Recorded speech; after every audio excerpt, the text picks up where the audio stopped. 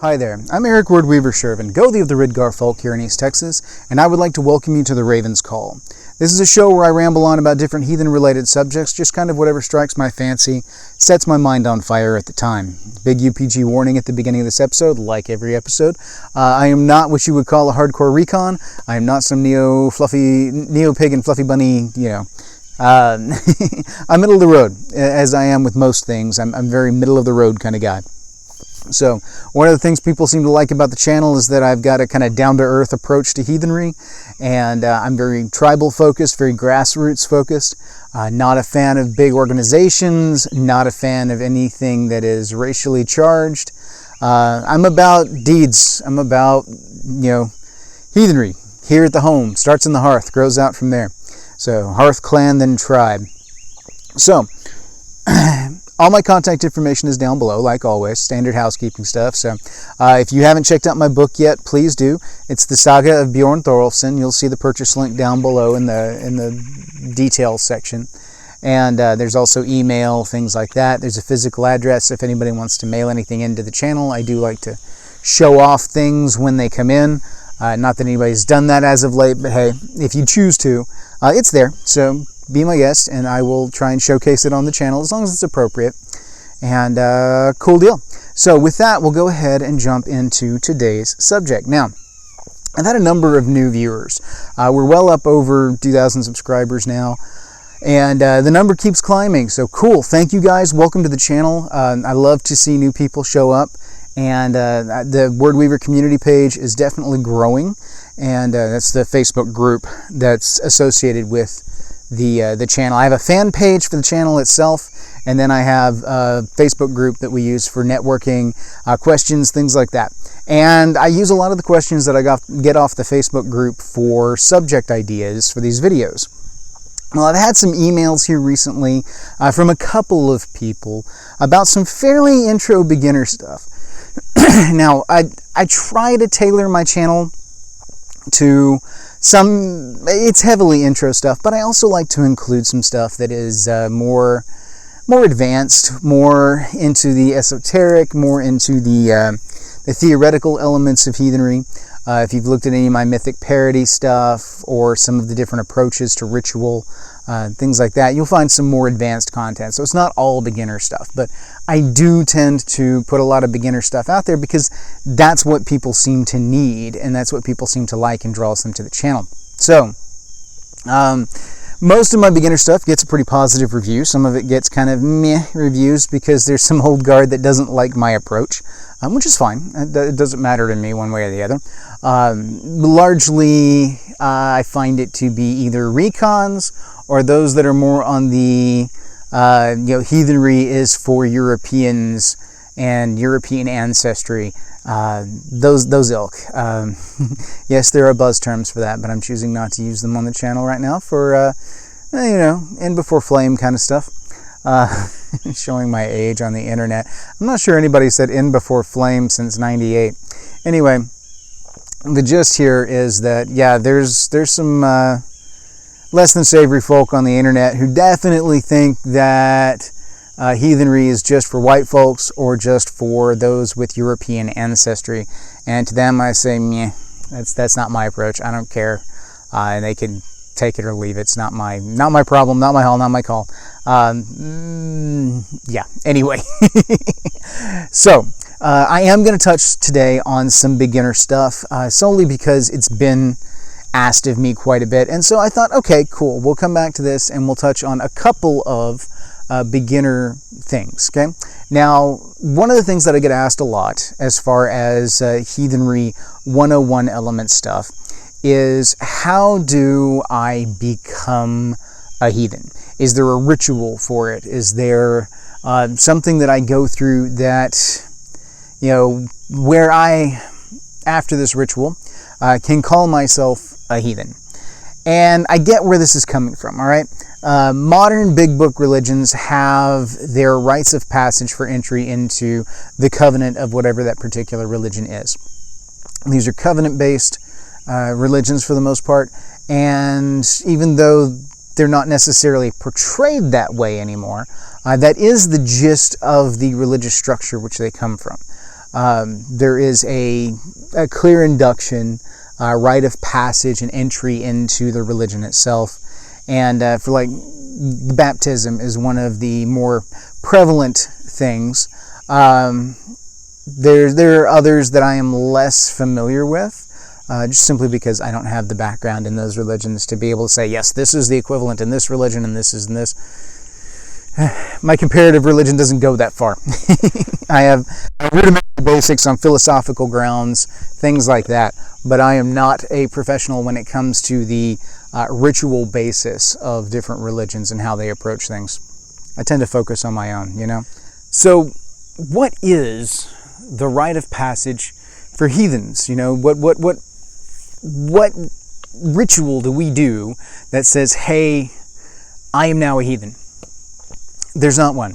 That's the thing that bothers a lot of people is we are not one of those religions, say we in the general term, because, I'm not a fan of false kinship, which we're going to come back to here in a minute, because I still get asked that question, even though I've done multiple videos on false kinship. So we're going to do a refresher here, and you guys can go back and watch the full videos for the details and everything. But we're not one of those religions that has a specific ritual like a baptism.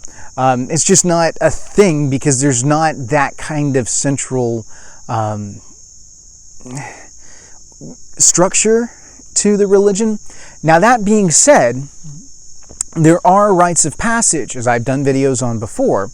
There are very clear rites of passage that we can develop on a tribal level. So, no, there's not a ritual for calling yourself a heathen.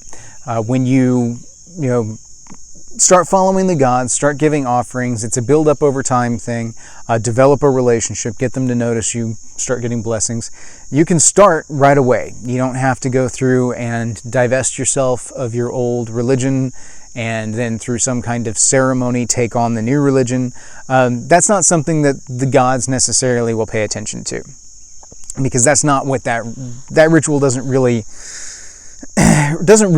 gather their attention, as it were, because you haven't done any work at this point to garner their attention. You just simply start doing bloat. You start giving offerings to the gods, calling out to them, making sacrifices, and start calling their attention. As long as you're honoring the gods and goddesses, you are honoring your ancestors, some semblance of a relationship with the Vatir of the land, and then taking care of your folk, I call you a heathen. So whether or not you've gone through some rite of passage, as long as you're hitting all the marks, I'm going to call you a heathen. Now, there is some value to a rite of passage in that respect from a psychological level on an individual basis. So any ritual that you do in that instance is going to be for you. That's a your hall, your call kind of thing. If it helps you to go out and divest yourself of the raiments of your previous religion and to kind of symbolically slough off the baggage that you had from that religion, then by all means do it. That's about you. That is about what you need psychologically and spiritually to be able to move forward. That's about closure for you. You're closing a previous chapter and you're starting a new one. So whatever ritual works for you in that instance is fine, because that is a private thing. That's a personal thing. That has nothing to do with bloat. That has nothing to do with any symbol or anything like that. You can, of course, recognize the fact that you're new to the religion by, sorry, somebody's popping shots off in the background. Country life, you're used to it. You can hail over the horn during Symbol and boast on your, having come to heathenry. But if you're comfortable enough, you're already hailing over a horn and Symbol, you've probably been heathen for a while, whether or not you've gone through the ritual. I find most people are heathen far before they actually take on the moniker, myself included. So I don't necessarily see in this instance that a ritual is necessary from a religious standpoint, okay? Or from a spiritual standpoint, either way. There's a difference between religion and spirituality. Heathenry encompasses both. And if you haven't watched those videos, go back and watch those videos. At 145 or something videos, I've covered a lot of bases already. So there's going to be a lot of callbacks. But like I said, any ritual that you do in this instance is going to be for you. This is going to be about what you need for closure and transition. So is it appropriate? Sure. If that's something that fits what you need for your aesthetic, for your cultural needs, for your psychological needs, absolutely, there's nothing wrong with it. I'm not going to say because you do some kind of heathen baptism that you're doing something wrong. I'm not. That doesn't, it's not wrong. It's just simply not necessary from a religious standpoint. Now, from a personal standpoint, like I said, yes, of course. If you feel like it's necessary, do it. This is you we're talking about. This is your hall. This is your call. You do you. So what could a ritual like that look like? Usually some kind of ritual cleansing, some kind of symbolic release of the previous religion, previous belief structure. If you don't have one, then you could do some kind of symbolic release of the infantile period, the period of not knowing, and then the acceptance into the knowledge and wisdom of the way of the gods. So, ritual bath, ritual cleansing kind of thing, sprinkling of water, making an offering to the gods that is symbolic of your past. You are, releasing that which was, and then you are embracing which is now. So you ask the gods to bless you. At this point, you are turning this into a bloat. And this does actually include the gods, and this is an interesting ritual that you can do to start establishing that relationship. But again, you're just doing bloat at this point. It's not a special ritual. It's not set aside. You're just simply using as a sacrifice some vestige of your previous life, quote unquote. It's all still your life. It's all still your orlog. You're not sacrificing your orlog. You're not changing your history by any means, but you are going through a symbolic transition. So you can do that, and then you can sacrifice to the gods, and then accept their blessing in return. And then, of course, complete the bloat. More detail on bloat, go look at my bloat videos. So, yeah, absolutely, there is a ritual you can do. You can just, crib off of bloat and do that, and still be okay. You could do any number of other rituals involving salt cleansing, candles, whatever, in the magical sense, saging. There's umpteen jillion things you can do. If you need ideas, talk to witchy folk and get some ideas on cleansings. So, when people ask me, is there a ritual, this is what I run down and tell them all, Sorry for the interruption there. Watch the bloopers, you'll understand. So anyway, as we go forward, keep that in mind. These rituals of transition are for you. They're not necessarily for anything else. You can work them into existing ritual structure. You can also just create something new that's for you. That's not a problem. There's nothing necessarily wrong with that. And if anybody tells you that you're doing it wrong, they're doing it wrong. Because it's not their hall. It's not their call. It is not their tribal culture. It's your tribal culture. Be true to your culture. Be true to your hearth culture. Be true to your tribal culture. Develop it. Figure it out. That's for you to figure out, not somebody else, all right? So, and that's what loses me favor with the old guard, who are like, no, they're doing it wrong. There's a right way and a wrong way to do heathenry. I'm like, no, I don't necessarily agree with that. But anyway, all right, onwards to the next question. The next question I have is usually about hammers. And hammers are, they're fairly standard gear. I wear one. Actually, I wear two. There's the one that I wear for show, and then the one that I have underneath that I wear every day as just a symbol of my dedication. And that's what it is. The hammer is a symbol. It's a symbol that you take on for yourself. Does it have to be a hammer? No, absolutely. It does not have to be a hammer. You can use any symbol that reminds you of your god or goddess, if there is one in particular that you feel more closely tied to, or just the gods in general. The hammer is a commonly accepted symbol, and it is a symbol of Thor. It is commonly accepted largely because we do have records of hammer necklaces and pendants that existed back in Heathen times, well, conversionary times, but some that survived from before then, and there's some that are in excellent condition from back then as well. Some beautiful pieces that a lot of the modern day hammers you see are based off of. Do you have to use one that is of an Heathen design or an old design? No.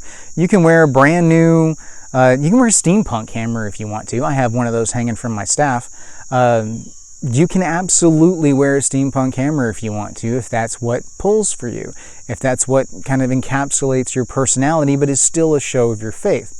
Now, a lot of people like to wear more simple or ornate ones that are of a classical design because they feel it's more respectful to the religion as a whole, more respectful to the gods. It's a symbol in and of itself. So what it symbolizes needs to be you and your dedication to the faith. It's more for you than it is for anyone else.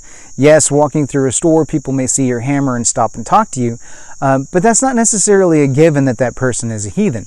I know some people who wear hammers just simply because they like Thor from the comics or from the movies, or because they, are of the Brosa True line of things and fancy themselves a Viking, or just because they may have some Icelandic or Northern European heritage and wear it as an homage to their family, which is a very heathen thing to do, without necessarily being heathen. So wearing a hammer out in public is not necessarily a given that that person is indeed heathen. So keep that in mind as you're going through. Don't assume that anybody just walking around with a hammer on is a heathen. They may not be, which is fine. So the hammer itself is a symbol. It's a symbol that you take on. You could easily take on a raven pendant for Olden. You could take on a stag antler necklace if you are particularly drawn to Freyr. Some kind of cat or amber necklace if you're in for Freya. Any kind of distaff, spinning wheel kind of stuff for Frigga is fairly common. Little Valkyrie pendants can be representative as well. An Egeshjelmer. Vegvisir, any of these that are commonly associated with the religion, though Egeshjelmer and Vegvisir are as symbols not necessarily rooted in heathenry. Like Vegvisir comes from an Icelandic runestav book that's post-conversion and is later. There's a lot of belief that it is a late invention and not used at all with Arch-Heathen times. But that doesn't in any way, in my eyes, invalidate it. It still has heathen roots and can still be used. I'm wearing one right now on an earring. So do with that what you will. Egeshjelmer is a symbol. It's tied to the Sigurd legend with Fulfnir, and even in that, the Helm of All was more indicated, I believe, to actually be a helmet as opposed to the symbol itself. But I do like the symbolism that goes behind what we commonly accept as Egeshjelmer. So, as far as I'm concerned, they're fine, and a very clear indication that you've got some kind of Norse-Icelandic bent in your approach to your spirituality and religion. Then, of course, if you go more mainland in the Anglo-Saxon side of things, there's all kinds of things that you can do with the twin gods, with the Hengist and Horsa. There's a lot that you can do with the myriad of symbols that are available to you. Runic necklaces also work. It just depends on what works for you and what helps you feel like you are connecting on that level, because really the symbol is for you. The symbol is to help you get in the mindset that I am in a heathen mindset now. I am doing heathen stuff. I want to keep my heathenry in mind during the day, and it's just a symbol of your faith. It doesn't necessarily indicate that you are, super heathen. It's not necessarily meant to be a billboard to tell everybody you are heathen, but it is a symbol that says, that expresses a piece of yourself. And so just keep that in mind as you go through. Now, is there a specific ritual for taking on a new one? No, there's nothing that is recorded down from Arch-Heathen times as far as a ritual for adorning oneself with a new necklace, transitioning from one to the other. However, if you choose to do this, then that's fine. Again, with the same kind of thing with the accepting of the faith as far as a rite of passage goes. Yeah, of course, there is the possibility that you can do a ritual for accepting a new hammer. You can do a ritual every day for putting your hammer on, but those are for you. That is for you. That is a process you go through to put yourself in the frame of mind and connection with the religious and the spiritual elements of heathenry to help kind of start your day off on the right foot, or what you need for a mental transition from an old pendant to a new pendant, or if you're trying to make something a ritual item, then a ritual for dedication of said ritual item is appropriate. At that point, you are declaring this item a ritual item, usually naming it in the process, and dedicating it to its purpose. In that point, yes, absolutely a ritual is appropriate. Ritual is appropriate whenever you feel a ritual is appropriate. We're talking about your hearth culture here, and what you do as far as these minor rituals is entirely up to you. The only ones that we really have good background on are the major rituals like Blot and Symbol. So the minor rituals, as we call them, those make up hearth culture or hearth cult, and that's for you. That is for you and yours. And what works for you and yours is nobody else's business. You know how to get people not to give you a hard time about your hearth culture? Don't talk to people about your hearth culture. First rule of hearth culture, don't talk about hearth culture. No, but the idea here is that it's nobody's business but your own. It doesn't matter what anybody else thinks. So if you're not 100% certain that what you're stepping into is an environment where it's okay and friendly to share that kind of stuff, because you may be in with a hardcore recon that doesn't want to talk about hearth culture, because believe it or not, they have their own hearth cultures that do not necessarily base solely on Reconstructionist approaches. They tend to do a lot of that hardcore Reconstructionist element in their big religious stuff, in their large gatherings and large rituals, which is really cool. If you haven't ever seen one, they do some really cool research and have some really neat approaches. It's just not my approach. I've got a very dear friend of mine who is more on the Reconstructionist side, and I always love talking to him because he's got some really cool insights, and then he and I bounce stuff off of each other and go crazy places, and it's cool. It's very cool.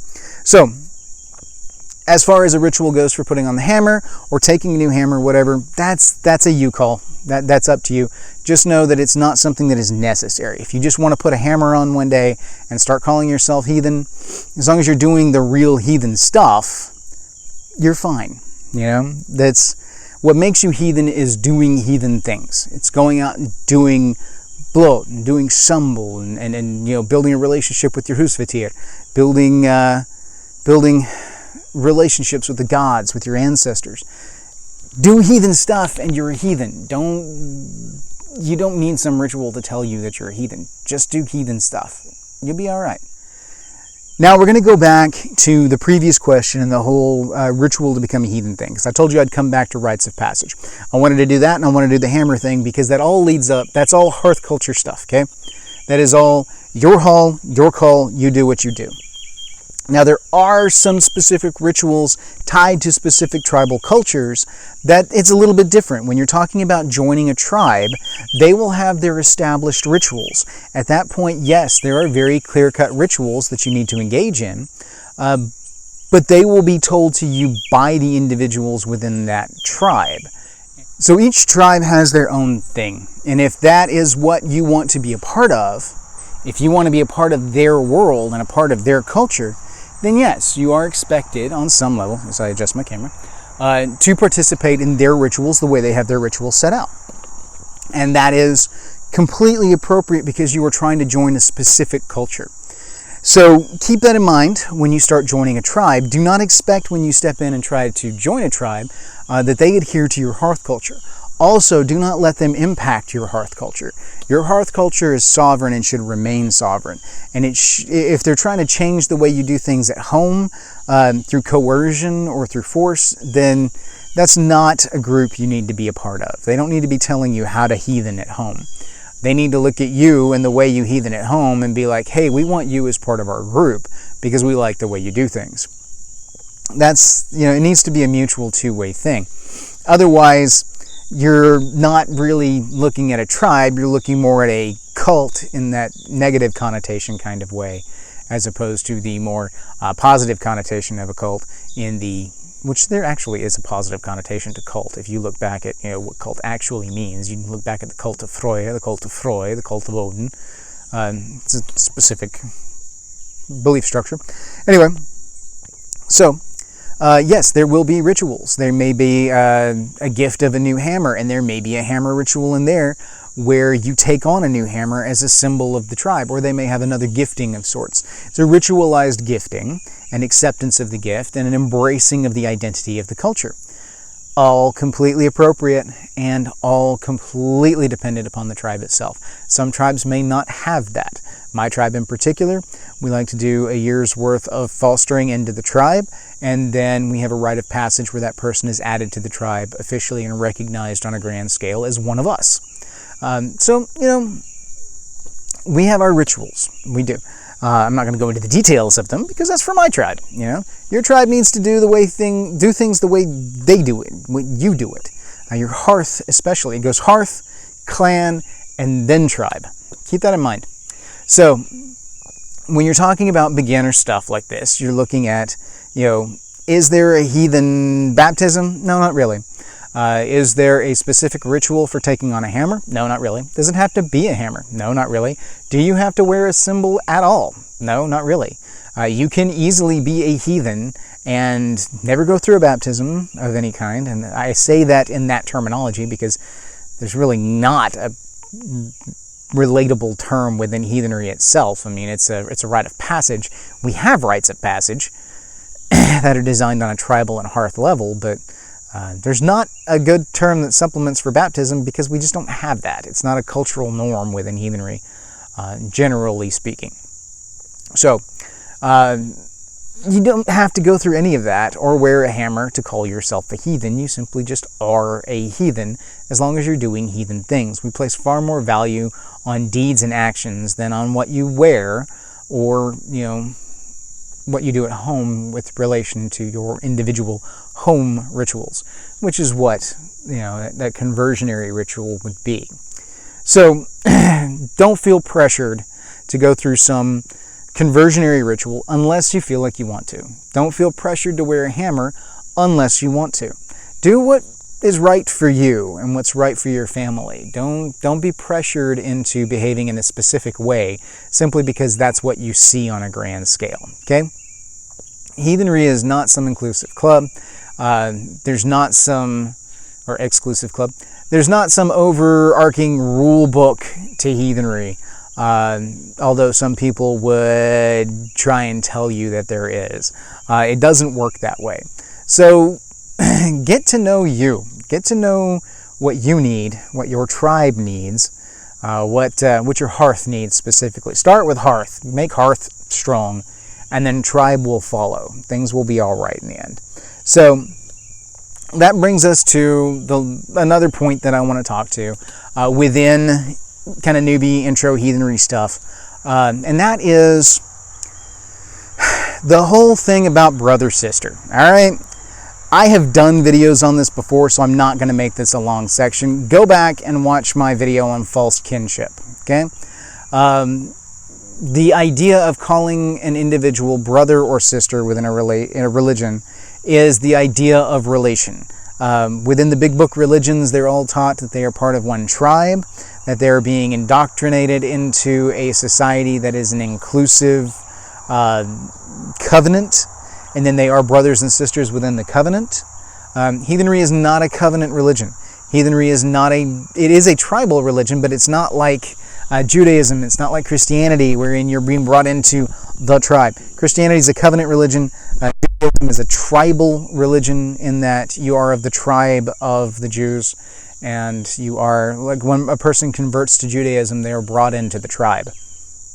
So heathenry is not like that. I mean, we have you're brought into a tribe, at which point in time, those members of the tribe, it's completely appropriate to call them brother and sister because they are your tribal brothers and sisters. That's fine. That's cool. That's totally awesome. But you're going to get mixed reviews if you call heathens in general brother and sister because we have nothing in common. We don't have any weird shared. It's like people will call me brother in the comments and I'll just kind of gloss over it and keep going because I know, they mean well by it and I'm not going to be a dick about it. But in general, I'm not your brother. I'm not your I'm not your sibling within heathenry. We're not brother and sister heathens. We're just heathens. We happen to have a similar belief structure. We happen to worship the same gods, but that doesn't make a connection between us. And in the modern day where there's this kind of global identity and whatnot, people feel the need to belong on that level. And I get it. I understand where that's coming from, but you can't force it. That's not the kind of thing. If I call someone brother, it's because they've earned that title within my life and within my standing. If I call someone sister, it's the same thing. That's just simply how it is. You have to earn those titles. They're not just freely handed out. Does it really matter in the long run? Probably not. That's why I don't chastise people on the internet for calling each other, brother and sister. It's why I don't jump down people's throats when they call me brother on the comments or in the Facebook group. I don't, because they mean well by it, and that's just kind of their way of doing things. It's a bit of baggage from a Judeo-Christian kind of background. Not my bag. But I don't call them back, and I don't call it to them back. I will find some other honorific to call them. I usually don't utilize the term friend either, unless it's somebody with whom I actually feel that I have a friendship, because I like for those titles to mean something. And for them to have meaning, they have to be applied with some judgment, and they have to be applied appropriately. So the people that I will call brother and sister have earned that title. The people that I call friend have earned that relationship.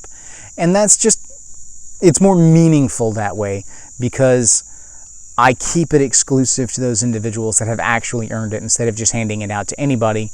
When you hand it out freely like that, it dilutes the term, and it no longer has the value that it once had. If you call every Joe Blow heathen out there brother, then it doesn't mean anything when you call your tribe brother. When I call my tribe brothers brother, it means something. Not to mention I have my own blood brothers, and that's a whole different thing. So keep that in mind as you go forward. Go back and watch my false kinship video for more details in that respect, because I do a whole long blowout on false kinship and associations through weird and shared interactions. And it's a thing, and it's particularly a thing on the internet because it's so easy. And you just want to say, hey, brothers and sisters, what's going on? And it's like, you could just say, hey, folks, what's going on? You don't necessarily have to go to that route. But again, I'm not going to be a dick on the internet and say, don't call me, don't call me brother. I'll educate. I will go ahead and say this too. I don't accept friend requests from people off the YouTube channel. No offense, folks. You can follow me. You can join the Facebook group. That's why I created it in the first place. You can follow the Facebook page for the channel, the fan page. I do not accept friend requests from folks off the YouTube channel, just because I don't know you. I do share personal stuff that's not of a heathen nature sometimes on my channel, on my YouTube, on my Facebook page, blah. And, it's one of those that my friends list gets particularly cluttered.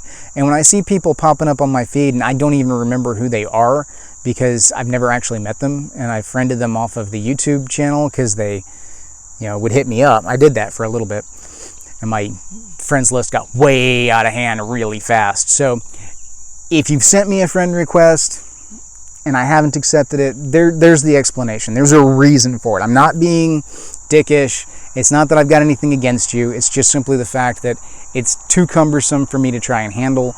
That is my personal page, not a fan page. There is a fan page for the channel, and that's what I use for that. So be my guest. Hit the Word Weaver Productions page and follow it. Follow the group, jump in the group. Those are where I do my interaction on a channel page level. So just keep that in mind going forward, okay? So now there's more questions that people have. I get a lot of, intro FAQ questions that maybe don't necessarily deserve an entire video. Hence, I can do like 3 of them in one video and still, crank it out and make it a decent length. So I'm going to go ahead and cap it here. Feel free to keep sending me questions. I have a boatload more that I haven't answered yet. So this is just kind of a newbie FAQ rundown real quick of some major points that I get asked a lot. And we'll do more videos here in the future. If you watch the blooper reel, the cutting room floor section, I'm going through some stuff right now on the job front that's going to delay that could possibly create some delays in production. We'll see. Hard to say at this point because I don't know what's happening going forward, but watch the cutting room floor and you'll get the general gist. Still not going into details, but So anyway, with that, Thank you all for watching. I greatly appreciate your support, and I hope these videos continue to be of some kind of help, or if anything, just enjoyable to listen to. I have a lot of people tell me that I have somewhat of a therapeutic voice. Okay, cool. I'll take it. Thank you. And I'll continue to do these things as best I can. I keep cranking them out. There may be a hiccup in scheduling, like I've said. I expected more hiccups before this, and yet I've still been able to crank things out at it's been a truncated schedule, but it's still been a routine schedule. So not like I used to, where I could shoot multiple back to back, but I'm still getting it done. So I'll keep them coming as long as I can. We'll see how things go with the channel and my new transitions and everything going forward. But we'll keep going, and I'll keep figuring things out. There just may have to be some evolutions to how I do things. We'll see. In the meantime, hail to you all, thank you, and may your hearth fires burn bright.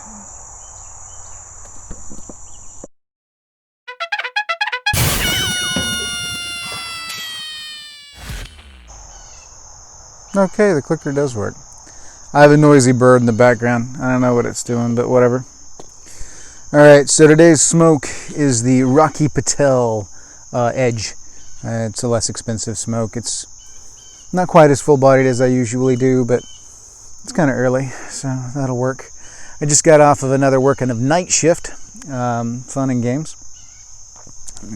I know, much like everybody else, my 2020 hasn't been the most spectacular.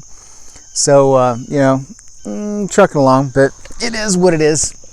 It's a thing. The drinking game continues.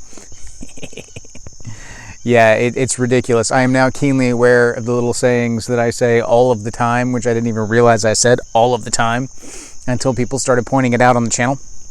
And I was like, okay, cool. Well, I can deal with that. It's funny. It's a thing. Gotta fix my chair. Hang on. I live on a sand hill, so the chair likes to sink into the sand. Anyway, so I'm exhausted. Tired and crazy. Things may get a little hectic here over the next few weeks for me. The facility that I work at is closing down, so I'm going to be working on getting that closed down, and it's a long story, and I'm not going to go into it on the channel. That'd be overshare. But it may, only reason I bring it up, because it may lead to some kind of disruption in my production schedule, depending on how the search for a new job and other things like that goes. So anyway, it's a thing. Don't worry about it. But that being said, I am still going to try and crank out content on my weekends as I get the opportunity. I've got other outside, life obligation things that may get in the way, so I may have a hiccup here or there, and I'm not entirely certain what my schedule going forward is going to be like, or what the channel is going to look like as I get into a new position, because that can affect my ability to film, my timing, things like that. I definitely won't have the quote-unquote studio space that I had before, my office up there at work, because I won't be there anymore. But I'll probably still try and film out here some. People tend to like the pretty backgrounds and stuff anyway. Just depends on, this is a different angle on my yard, but I have a couple of different alcoves I can sneak off into and still have some decent shade depending on the time of day. So it's this is my early morning spot, because once the sun gets over there, this would be insufferable, and I would go over to my other spot over there, and then my vey is just down that way. It's crazy stuff. It's a nice little place. I like our spot. But anyway, so those of you that actually watch this, I don't know, I may say something in the episode itself. We'll see. I'm not really trying to fish for sympathy or anything like that. That's not what this is about. It's more about just kind of updating you guys to let you know there may be some hiccups and some interruptions. So we'll see. And it may not be. Things may rock along like normal. I've been thinking for the last little bit that I was going to have interruption and not get to film normally, and I haven't been able to film normally. Normally I would film a couple in a row and build up some backlog and have that ready to go. But I have not been able to do that as of late, so I'm shooting these things typically on Sunday, either Sunday morning or Sunday evening, depending on whether or not I had to work the night before. And then putting them up as quick as I can to get them on the channel and everything. I did notice that I missed the audio version of the podcast last week. My apologies for that. I shall endeavor to fix that this coming week and see if I can't get both episodes up in audio form. So we'll see how that shapes up. But I'm trying not to get my hammer where it doesn't necessarily crank against my... I'm wearing a silly shirt. It's that, always be yourself. Unless you can be a Viking, then always be a Viking kind of thing. It's fun. I like these things. They're silly. They're fun. So let's get this thing lit, and we'll start on the actual episode itself, shall we? Okay. It's been a hell of a week, let me tell you. It's been a hell of a year.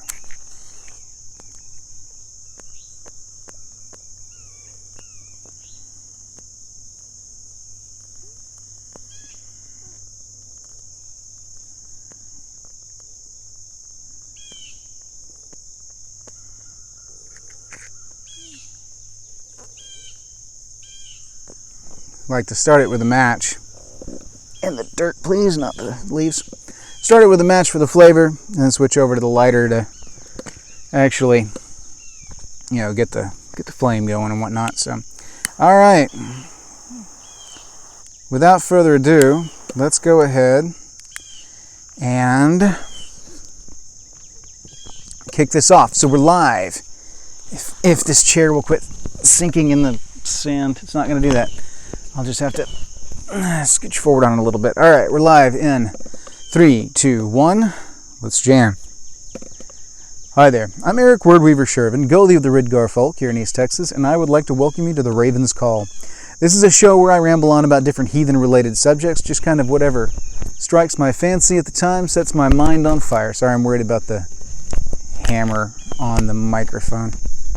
Let's see if I can keep that from... All right, we're going to pause for a second. Can't even get started good because of the damn mic problems, but hey, whatever. Just move it up and over a little bit. And then we'll cut that out. There, that should be fun. All right. Once again, with feeling. Oh.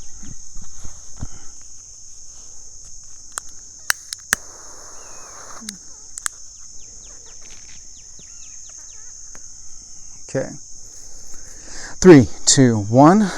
Let's jam. You are closing off. Really? Really?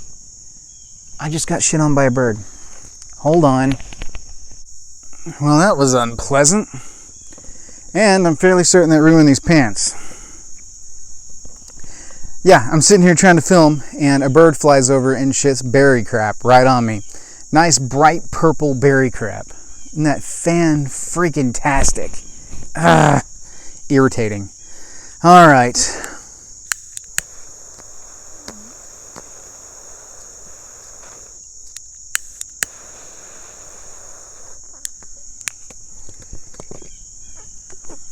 $140 some odd episodes, I haven't been shot on by a bird. All of a sudden, boom, bird shit. It's 2020, man. 2020 can fly a creek. I don't care. Yeah, I know that's not a saying. I don't care. Whatever.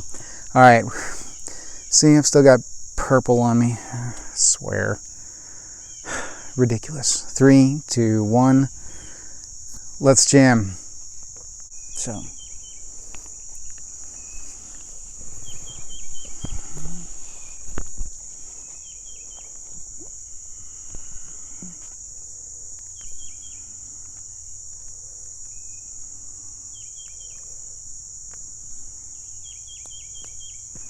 Trying to get that lit again.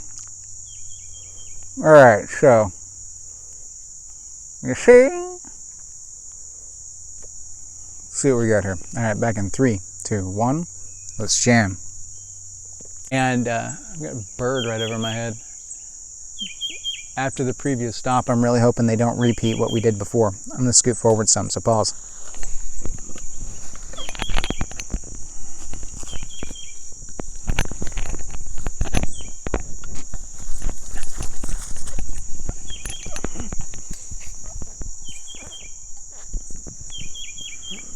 back with the sun in the shot. Damn. Okay, whatever. 3, 2, 1. Let's jam.